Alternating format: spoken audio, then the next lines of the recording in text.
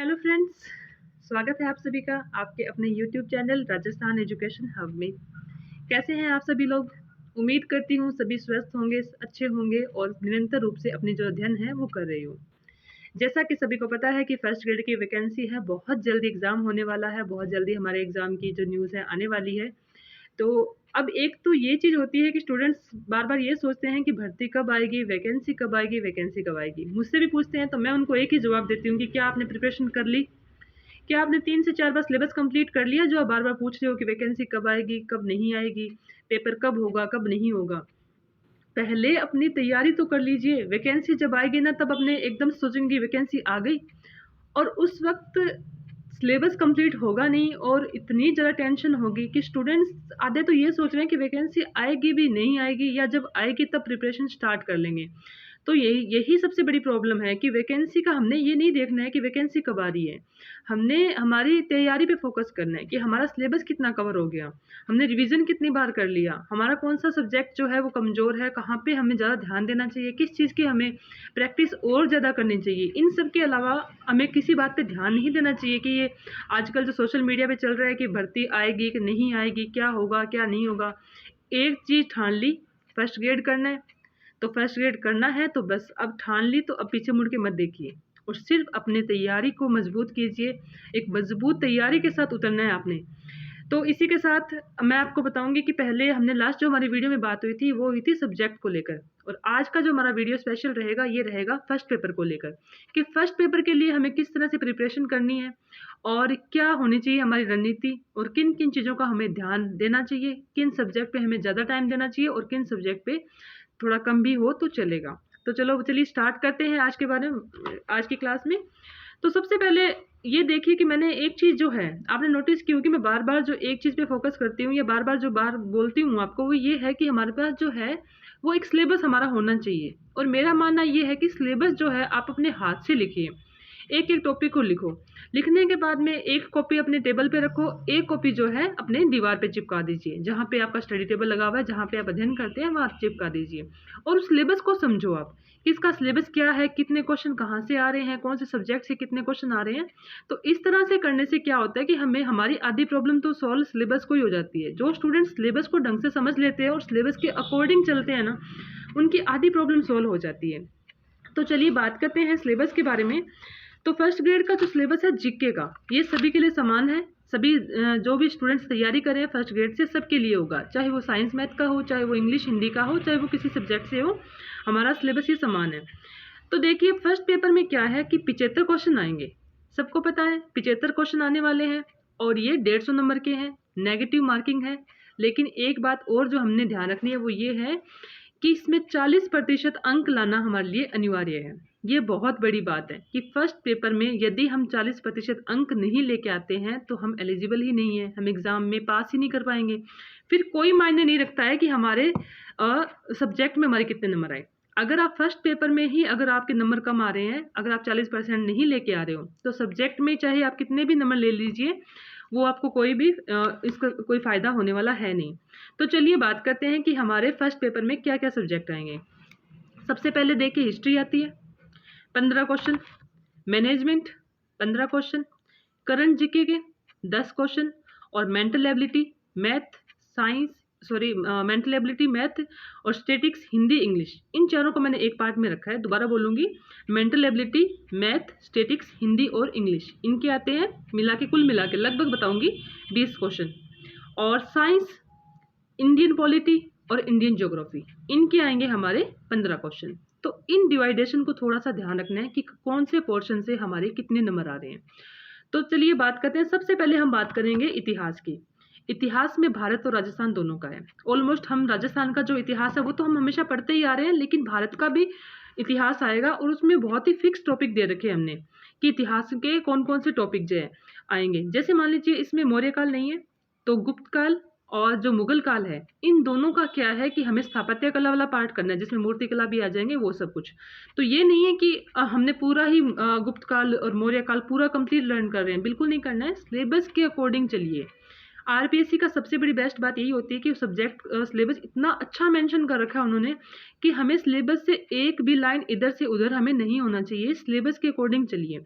उसमें साफ-साफ लिखा है कि स्थापत्य कला वाला ही पार्ट आएगा कि राजाओं ने युद्ध कैसे किया, किसके बाद कौन आया, कौन नहीं, उनके बारे में हमें कुछ नहीं पूछेगा। तो उस हिसाब से चलिए। और इसके अलावा इतिहास में एक अगर बुक की बात करते हैं तो पवन भंवरिया जी सर जो हैं उनकी जो बुक आई हुई है एक नाथ पब्लिकेशन की, मैंने एक शॉर्ट वीडियो भी बनाया है, काफ़ी अच्छी किताब है। वो किताब आपके लिए सफिशिएंट रहेगी और वो किताब कर लीजिए। उसके साथ में ही आपको मॉडल पेपर भी दे रखे हैं जो कि फ्री है, तो वो मॉडल पेपर के साथ में आप आराम से तैयारी कर सकते हैं। स्कूल प्रबंधन जो है इसकी भी बहुत सारी मार्केट में बुक मिलेगी, कोई भी ले लीजिए। मेरा मानना ये है कि किताब एक लीजिए और बहुत सारा ऐसे इकट्ठे मत कीजिए कि सभी राइटर्स की बुक हमने इकट्ठी कर रखी है, नहीं। किताब एक रखो, अच्छी रखो और उसी को बार बार रिवाइज करो, मेरा मानना ये है। तो कोई भी स्कूल प्रबंधन की एक अच्छी सी राठ की, नाथ पब्लिकेशन की, अवनी पब्लिकेशन की कोई भी किताब ले लीजिए आप, लेकिन करना क्या है कि वो थोड़ी अपडेट होनी चाहिए, क्योंकि उनमें क्या है थोड़ा आंकड़ों का डाटा का खेल है और वो क्या है चेंज होते रहते हैं। तो इस चीज़ का हमने ध्यान रखना है। अब हम बात करते हैं करंट अफेयर्स की। 10 क्वेश्चन बहुत मायने रखते हैं कि करंट अफेयर्स जो हैं, करंट अफेयर के लिए आपने क्या करना है कि एक तो मंथली क्रोनोलॉजी जो आती है वो आपने पढ़नी है। हमेशा पढ़ो, न्यूज़पेपर पढ़ते रहो, साथ साथ में देखते रहो कि देश विदेश में क्या हो रहा है, हर चीज़ों पे ध्यान दो।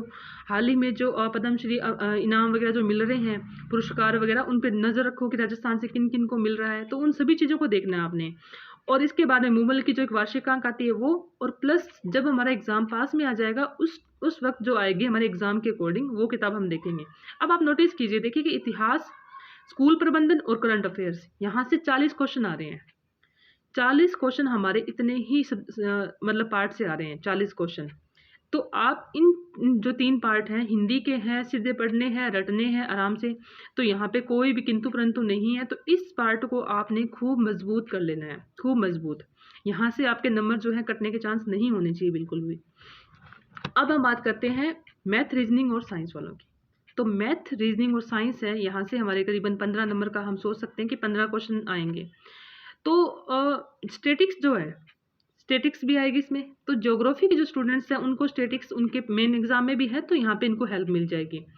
तो मैथ, रीजनिंग के लिए अभी आप जो मैथ है उसको आप अभी से शुरू करोगे। एक तो अभी से शुरुआत कर लीजिए मैथ की, क्योंकि ऐसा नहीं है कि एग्जाम पास में आएगी उसके बाद में आप करोगे। 9 से 10 की किताबों में भी मैथ देख सकते हैं यहाँ पे कि एक अच्छी किताबें ले आओ आप स्कूल वाली, और उन किताबों की आपका जो टॉपिक है वो टॉपिक वहाँ से मैथ वाली किताबों में से ले लीजिए और आराम से करिए।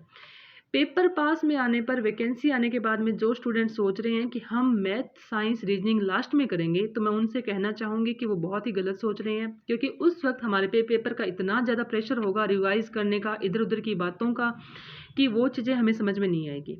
अभी जो टाइम चल रहा है ये हमारा फ्री टाइम चल रहा है कि इस टाइम हम बिल्कुल फ्री माइंड होकर अध्ययन कर रहे हैं। तो मेरा मानना ये है कि रेगुलर आप 15 दिन मैथ को दे दीजिए कंटिन्यू, की रेगुलर हमने 1 घंटा मैथ को देना है, और उसके नेक्स्ट जो 15 दिन आएंगे उनको रीजनिंग को दे दो, और इसी तरह साइंस को दे दीजिए। 15-15 दिन करके अगर टारगेट करते हो एक साथ, तो मैथ, रीजनिंग और साइंस ये आप अभी से शुरुआत कर लीजिए। इनमें हो सकता है आपको टाइम ज़्यादा भी लगे। जिन स्टूडेंट्स का मैथ में हाथ बहुत ख़राब है मेरी तरह, तो हो सकता है उनको थोड़ा टाइम ज़्यादा लग जाए। तो मैथ, रीजनिंग और साइंस को आपने अभी से लेके चलना है। तो इस तरह से। और अब बात हम करते हैं लैंग्वेज की, हिंदी और इंग्लिश। तो हिंदी के लिए तो 9th से जो 12th की जो व्याकरण आती है वो सबसे बेस्ट है, उससे बाहर मुझे नहीं लगता कुछ और आपको चाहिए। तो अगर आपने हिंदी की वो बुक कर ली, अगर आपने सारी ग्रामर कर ली, उसमें भी आप अपने टॉपिक पहले देखो कि इस हिंदी व्याकरण में हमारा टॉपिक कौन कौन सा है। तो टॉपिक के अकॉर्डिंग अगर आप कर लेते हो तो हिंदी के लिए काफ़ी है। इंग्लिश जो है, इंग्लिश के लिए भी मैं कहूँगी कि इंग्लिश के लिए थोड़ा सा देखो मुश्किल हो जाता है, सभी के लिए मुश्किल है इंग्लिश। तो आप यूट्यूब पे किसी भी टीचर जो जिसका आपको समझ में आए, तो उनकी अगर आपको 15 से 20 क्लासेज होगी इंग्लिश के टॉपिक के अकॉर्डिंग, तो आप आराम से अभी से कीजिए। लेकिन बात वही है, आगे मत टालिए, फर्स्ट पेपर आपका करियर बनाएगा। मेरी बात याद रखना, सिलेक्शन में सबसे बड़ा रोल आपका फर्स्ट पेपर का ही रहेगा। तो फर्स्ट पेपर को हल्के में मत लीजिए और अभी से इसको ढंग से करिए आप। तो इस तरह से हमने बात की हिंदी और इंग्लिश की। अब आती है इंडियन पॉलिटी और इंडियन ज्योग्राफी। पॉलिटी और ज्योग्राफी इनको आपने रीड के पेपर में, पीछे भी आपने बहुत सारे पेपर दिए होंगे, तो उन सब में आपने बहुत अच्छे से पढ़ा होगा। तो ये सिर्फ रिवीजन है, तो इनका अच्छे से रिवीजन कीजिए। कोई भी किताब ले सकते हैं और सभी के पास नोट्स होंगे इनके, मुझे मालूम है इनके नोट्स सभी के पास मिल जाते हैं, क्योंकि हमने बहुत सारे एग्जाम देते रहते हैं। तो ये नोट्स आपके पास इंडियन ज्योग्राफी और सॉरी राजस्थान की ज्योग्राफी और ये जो पॉलिटी है ये पार्ट आपका कहीं नहीं जाएगा, तो ये आप आराम से कर सकते हैं। तो ये तो है मेरी एक स्ट्रेटेजी जो मैं आपको बता रही हूँ। अब इसमें से आपको क्या सही लगता है, क्या गलत लगता है, वो आप मुझे कमेंट करके बताएंगे कि क्या सही है और क्या गलत है। तो मैं तो ये कहूँगी कि भाई एक तो हिस्ट्री, एक मैनेजमेंट, एक करंट अफेयर्स, सभी स्टूडेंट्स जो हैं सिर्फ इन तीन ही जो सब्जेक्ट हैं, तीन ही पोर्शन पे ज़्यादा फोकस कर रहे हैं। सब मैथ, रीजनिंग, साइंस और इंग्लिश, हिंदी को बहुत इग्नोर कर रहे हैं। चार चार क्वेश्चन आएंगे सब में से, चार पाँच क्वेश्चन, एक एक गलत होते होते होते जो आप जो कॉन्फिडेंस होके बैठे हैं कि इतिहास, स्कूल प्रबंधन और करंट अफेयर हमें बचा लेगा, तो वहाँ से जब गलत होने शुरू होंगे तो हमारा जो सिस्टम है सारा बिगड़ जाएगा। इसलिए मैं कहूँगी कि आप हिंदी, इंग्लिश और मैथ, रीजनिंग को, स्टैटिक्स को अभी से टाइम दीजिए। अभी से टाइम दोगे तो आपकी जो तैयारी है वो बहुत मजबूत हो जाएगी। तो इस तरह से ये है मेरी फर्स्ट पेपर की जीके जीएस की रणनीति। और इसके अलावा मैंने आपको बताया कि कम से कम 8 से 10 घंटे, मैंने बताया था कि 8 से 10 घंटे आप अपना जो पढ़ने का जो टाइम है इसको आप 8 से 10 घंटे तो करना ही पड़ेगा, कोई ऑप्शन नहीं है। सर्दी के मौसम में सर्दी लगेगी, गर्मी के मौसम में गर्मी लगेगी, तो टाइम बिल्कुल मत लीजिए और अपने जो कंफर्टेबल जोन जो बना रखा है आपने उससे बाहर निकलिए। क्योंकि अब ये जो चीज़ें आ रही हैं हमारी लाइफ में, लोग इनको बहाने बोलेंगे कि ये बहाने हैं, तो बहाने हमें मालूम है कि हम परेशान हैं, लेकिन जो दुनिया है वो हमारी परेशानियां नहीं समझेगी और सिलेक्शन से ही जवाब दिया जाता है। आज आप पढ़ रहे हो, नहीं पढ़ रहे हो, कोई नहीं पूछेगा। जिस दिन आपका रिजल्ट आएगा उसी दिन आपसे बात करेंगे कि आपका क्या हुआ। तो मैं यही कहूँगी कि अगर आप चाह रहे हो कि आपको 100% सिलेक्शन करवाना है आपके सब्जेक्ट में, और क्यों नहीं करवाना, मैं तो चाहूँगी कि सभी का सिलेक्शन हो, सभी स्टूडेंट्स जो इतनी मेहनत कर रहे हैं दिन रात, तो मेहनत कीजिए और आपका जो सिलेक्शन है ज़रूर होगा। लेकिन फर्स्ट पेपर के बिना सिलेक्शन नहीं होगा, तो फर्स्ट पेपर को एकदम मतलब फुल तैयारी के साथ करिए और फुल एनर्जी लगा दीजिए। अपनी जो भी एनर्जी है, जितनी आज तक आपने पढ़ाई करी है ना, कि मैंने इतनी पढ़ाई की थी, उस लास्ट वैकेंसी में मैंने इतनी तैयारी की, मेरा नहीं हुआ, उस वैकेंसी में इतनी तैयारी की, वो सारे रिकॉर्ड टूटने चाहिए इस बार।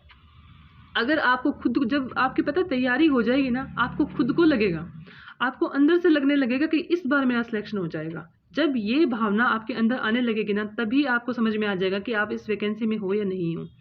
तो मैं सभी को शुभकामनाएं दूंगी कि अच्छे से अपनी प्रिपरेशन जो है कंटिन्यू कीजिए, और मिलते हैं नेक्स्ट वीडियो में कुछ नई बातें, नई जो भी स्टूडेंट्स लाइफ में जो भी प्रॉब्लम्स आती है, क्योंकि मैं भी एक स्टूडेंट्स हूँ तो मेरे भी लाइफ में बहुत सारी चीज़ें आती रहती हैं, तो सभी चीज़ों पे बात करेंगे अपने टाइम टू टाइम पे, वीडियोज़ आती रहेगी। और तो प्लीज़ अगर वीडियो पसंद आए तो लाइक शेयर ज़रूर कीजिएगा। Thank you. जय हिंद, जय भारत।